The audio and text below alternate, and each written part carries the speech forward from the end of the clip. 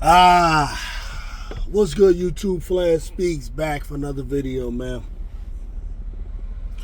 As y'all see, it's a nice day, man. Nice fall day. The business I'm in right now is peaking, so I'm feeling good about that. Got that bread coming in. That's never an issue. Right now, Philadelphia Eagles Nation, if you want to call it that, that's the new term everyone uses, nation and all of that, It's in a tough spot because just coming off a loss, and now it's the bye week, which means we got 2 weeks to sit and think about the state of the team, whether you're talking about the front office, and the coaching staff, to the players, to the quarterback, and all of these different issues that are arising now. You got 2 weeks to talk about it and think about it. What I'm trying to do right now is I'm going to attempt to give you fans the talk that you need to hear right now. At least I think. You see, as one of you, native Philadelphia, I was born here. All I know as far as rooting for a team is to root for these teams, the Sixers, the Eagles, the Phillies. Not much into hockey, so I can't speak much about that.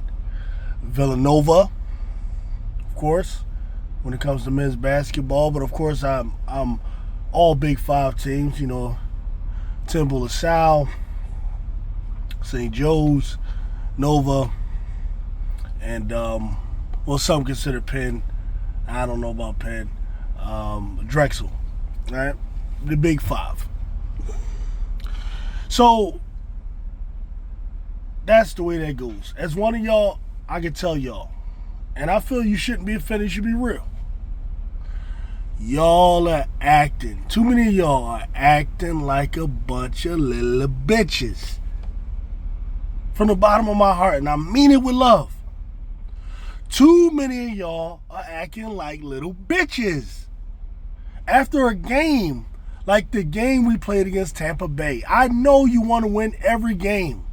I know you want to look great in every game. I know you want Jalen Hurts throwing for 400 yards and no damn interceptions, 5 touchdowns. You want Saquon Barkley running for 150 yards. You want the coach to call the right plays all the time. You want the defense to be locked down all the time. I get it. You want that all the time, every week. This is your standard. This is what you want. This makes you feel secure that you have a team that can reach the Super Bowl and win it. I get it. But you know what? Life has a way of telling you that your expectations and your wants don't determine the outcomes of the day. It just doesn't. Life just doesn't work that way. So bitching and acting like a bitch is not going to change your situation in your state. I'm listening to the radio, and I don't know why I'm doing that. I guess it's because on my job I'm pretty much in this truck, and you got the radio, and you get tired of listening to music all the damn time. So I give those guys a listen, and every single time I regret it. But what we got to understand is these guys are paid to make content. Radio hosts are content creators, and they have to bring up talking points. So if the Eagles win, they get to sit around and brag about how well we're doing, except for the haters. The haters are always going to be negative. And when they lose, they go overboard. Like right now, you got the one guy talking about, let's fire Nick Sirianni. Now, as much as I don't like Nick Sirianni, I'm not with the idea of firing him right now, 4 games into the season. When you fire a coach, you send a message to the team that you're almost punting on the season. No, you're kind of locked into him right now. You're not eliminated from the playoffs. There has not been an disastrous blow up, no matter how hard they're trying to make it look like it is. There hasn't been a situation where the quarterback and the coach have completely lost each other and all of that kind of stuff. That's not what's going on. I don't care how bad they try to make it seem like because Jalen Hurts doesn't answer a question the way they think he should answer it, that it means he's disrespecting the coach. No, it's them. This is the one thing you always got to remember, man. The difference between a clear, unambiguous statement and a statement that is ambiguous. The media guys like to take the unambiguous statements and then run with them, create rumors, create drama, create talking points. This is what they like to do, to hype up the crowd, hype up the people. And they know what they're doing. What makes them bad is that they like to put the onus on the players to always say the right thing all the time, the thing that's ambiguous, in order to save them from themselves, in a sense, so that they don't go and take little statements and to misinterpret and this and that. Now, the reason why that's BS, that is bull bleep, is because these same people, when players give ambiguous statements and ambiguous answers that are clear, they'll oftentimes say that the player is lying and that their actions contradicted. So whatever the players say or whatever they do, the media, especially this local media here, will find a way to twist it to fit a narrative that they already have preconceived. That's the way it works. So the guys who believe Jalen Hurts isn't that good anyway, they're going to find a way to spin their narratives and a way to say he's not that good. Those who think that the coach should go, they're going to find and twist the narratives in a way to find a reason for the coach to go, and so on and so forth. That's just the nature of the beast. But let me explain the way I see it, the way I see the season right now. Right now, the Philadelphia Eagles are 2-2. I did not go into the season like some people do. You know, you take all 17 games and you start saying, all right, this is a win, this is a win, this is a loss, this is a win, this is a loss. I didn't do that this year. And I don't do that. I'm a one game at a time guy. One of the reasons I don't do that is I haven't seen this team yet play, prior to the year. They didn't play in the preseason, the starters. So I don't know what expectations they have. I know the skill set of the various players. However, I'm also taking into account that they got a new offensive coordinator, implementing a new offense.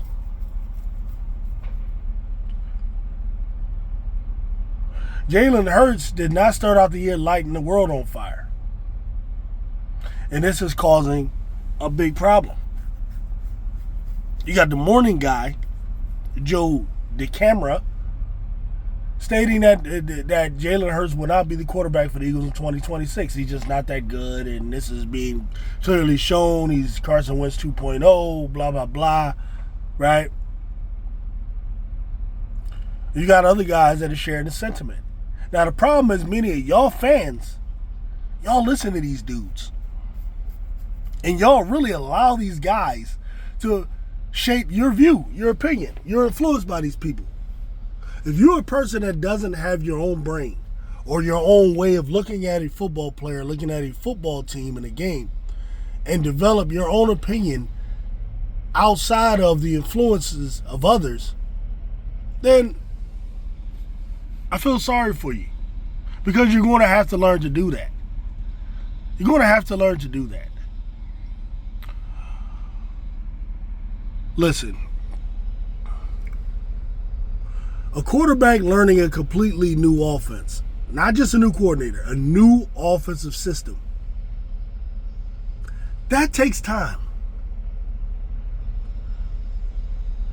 No matter how you feel about it, no matter if you like it or don't like it, the reality is to master an offensive system takes time. Not only studying it, but you actually have to run those plays and run those reps. People sitting here, he's holding the ball too long. Do you ever venture to ask yourself why that might be? Maybe it's the first time he's run that actual play in live action. Did you ever think about that?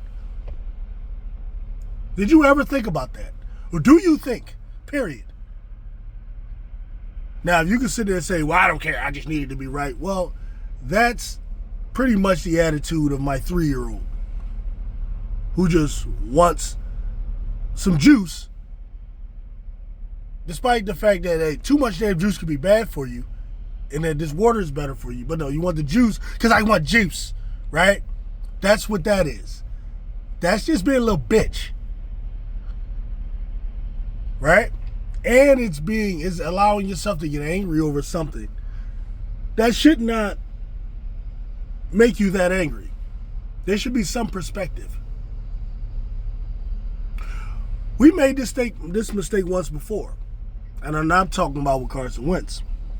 I go back to Randall Cunningham, 96, I believe it was, when we first hired Ray Rhodes. Ray Rhodes comes in as the new coach.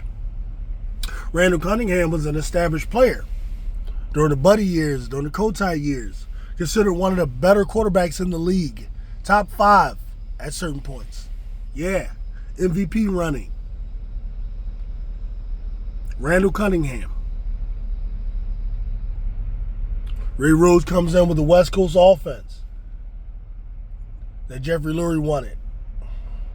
He brings in John Gruden. What does John Gruden do when Randall comes in? Randall comes and plays. Randall Cunningham was benched after 4 freaking games. Randall Cunningham. And replaced with who? Rodney Peete. Rodney Peete, just because Rodney Peete was a little bit more familiar with the offense, they decided to go with him. Why? I'm going to give you part of the reason. Part of the reason is you, Philadelphia Eagle fan base, is a big part of the reason why these things happen. Your impatience, your stupidity, your little baby bitch acting ass who can't look at football with some perspective and with a brain to realize that this shit is a marathon and not a fucking sprint. Excuse my language. I didn't mean to drop the F-bomb right there. I really did not.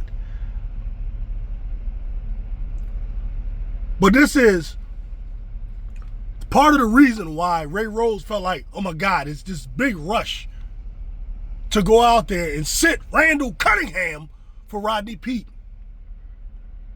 And then Rodney Peete goes in. Lo and behold, we will start winning a couple of games. So now the opinion develops that Rodney Peete's better than Randall Cunningham. Rodney Peete ain't never in his life been better than Randall Cunningham. I don't care about him winning some little games. And Randall Cunningham actually talked about this later. He said when the West Coast offense comes in, he said that it takes a quarterback really almost 2 years to learn a new offense, especially something like the West Coast offense. And this is what's happening with Jalen Hurts. Now, I'm not saying Jalen Hurts is not going to look good until another whole 2 years. I'm talking about as far as him mastering this offense, it's not going to happen in 2 games, 3 games, 4 games. You stupid. Man, I can't stand the stupidity of this fan base. We claim that we're so smart. We're this knowledgeable fan base. No, we're not.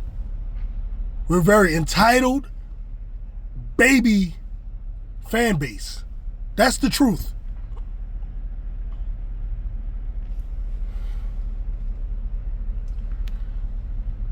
Hurts is learning the offense. Many of these plays he's running, this is the first time he's ever run these plays. You gotta understand, we were running a whole completely different RPO system. This is why in the beginning you'll see some of the old plays with new plays mixed in, and then the Saquon Barkley stuff mixed in. Why? Because to go to a straight cold turkey transition is not smart unless you are the type of people that are intelligent enough to know that it's a process and it's going to take time. You know, why he's not catching the people that's open right there. This is the first time he ran that freaking play. Don't you understand? The second time he runs it, the third time, the 10th time he runs it, he knows where the open guys are going to be. So the timing comes. You wonder why 2022 looked better, smoother than 2021? Because by 2022, that was Jalen Hurts' second year in that offense. Duh.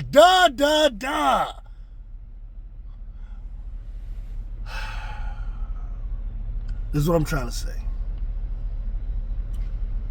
Understand that this year, he'll get better. Like, we should not still be asking questions about whether or not Jalen Hurts is good. That's so asinine and so stupid. You should already be convinced he's a good player. You've seen him in the Super Bowl performing at the highest level. You've seen that with your own eyes. You've seen him make comeback after comeback in games where he has an opportunity to make a comeback. He has 10 fourth quarter comebacks, leading the NFL. You've seen this. You should not be asking whether or not Jalen Hurts is a good player. What you should be doing is understanding that running a new offense, learning it, and definitely mastering it is going to take some time. Now, this is the thing. Along the way, we can win games before he has completely mastered it.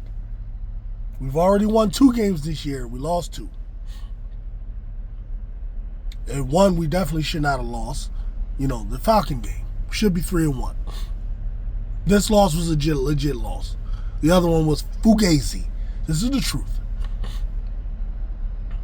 A lot of the interceptions, a lot of that is going to be part of the process of learning a new offense. You should understand that, man. Should understand that. Shouldn't be wanting to punt on the whole quarterback and all of that. Okay? He's going to be learning the offense as time moves on. Secondly, stop acting stupid as if playing against Tampa Bay without your 2 top receivers, without Lane Johnson, and in 100-degree weather right before the bye is indicative of who really the Philadelphia Eagles really are. Now, there are things to criticize. The whole strategy should be criticized, all of those things. But this idea that Hurts is supposed to go out there with an offense he hasn't yet mastered, 2 new receivers who he has not been getting reps with, because Jahan Dotson and Paris Campbell during training camp, they don't get reps with Jalen Hurts. You have to understand that. Quarterbacks and receivers develop chemistry as a result of reps over time. That's the way that works. They don't just automatically boom, boom, boom, boom, boom, boom, boom, boom, boom, boom. Doesn't work that way. You can go look at other quarterbacks and see the same thing. These are not the guys he was throwing to in preseason. Okay? So the offense is looking, especially from his standpoint, about the way it should look. When AJ and Devontae were in there, in their first game with the Packers, it was rough, but it was 34 points.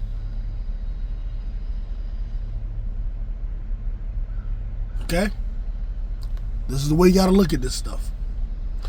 The defense has a lot of questions, but I kind of believe that the Tampa Bay game, they kind of punted on the game, which is no excuse, but they have. But you got to expect, you got to accept, this is what the team is now, 4 games in.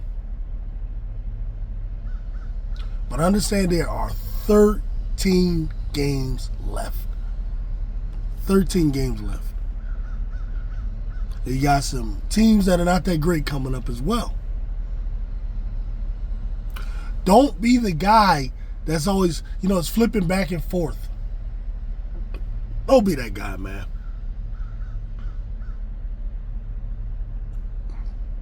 And whatever you do, don't be influenced by these people, man. Understand your team and your team's situation.